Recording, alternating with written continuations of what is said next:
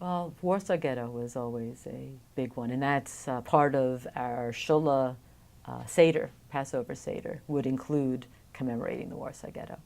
And every year, I or some other students together in Shula at the Seder would recite the Bunim poem, the Bunim Heller poem. In Warsaw Ghetto is it's Chodesh Nisan. It's in the Warsaw Ghetto. It's the month of Nisan.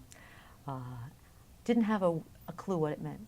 So that was part of, I would learn to read and write. I could read this poem. I could recite this poem. And I knew it was about the horrors of trying to commemorate Passover in the Warsaw Ghetto, and that we are going to rise up against our oppressors.